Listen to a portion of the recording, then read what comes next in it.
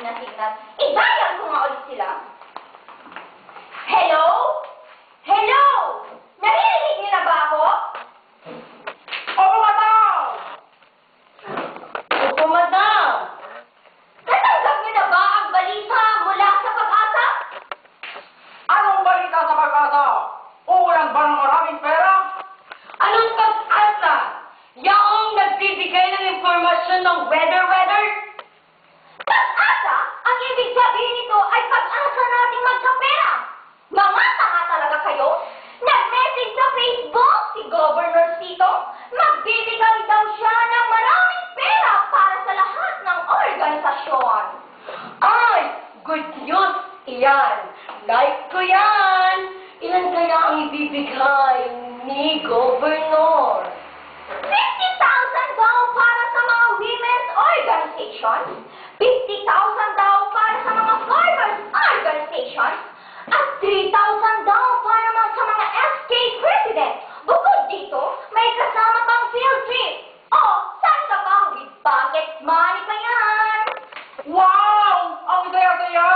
Gusto namin mag-field trip sa Hong Kong! Tignan namin pumunta sa Underground River sa Puerto Princesa. Asus, kami namang mga RYC. Sa Vegan Zoo kami pupunta kasi gusto namin makakita ng unggoy at buhaya doon. Ano ka naman, Nunso? Ason! Ang jeep mo naman! Pupunta ka lang doon. Unggoy at buhaya pa ang gusto mong tignan. Excuse me, Benson. Anong chip doon? Kasi, alam mo, bihira lang sa mundo ang unggoy na mahilig manood ng boxing sa Las Vegas. Ay, oo nga. Balitang-balita na ang unggoy at buhaya ay may sariling opisina at may sexing sekretarya pa. Ganun ba? Nakapagtataka! Pero ang mahalaga yung ibibigay na pera ni Gob. Ano kayang kapalit nun?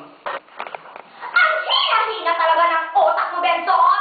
Mag-isip ka nga! Siyempre, pag binigyan tayo ng pera ni Gob, may kapalit talaga yun! Magiging alipin tayo! Nabebebang na ako! Ano ba ang ginagawa natin para tayong prostitute?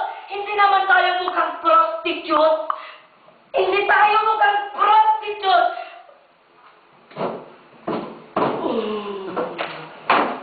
Ay, nako!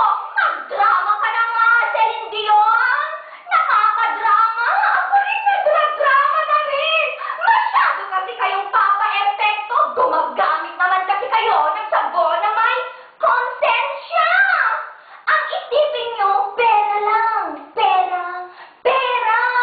It's all about the money! Money! Tuwing eleksyon, ang mga organisasyon ay nagpapaapekto sa mga tumatakbong politika. Kung buhay man lang si Andres Bonifacio, alam kong hindi na gusto itong ginagawa natin at nangyayari!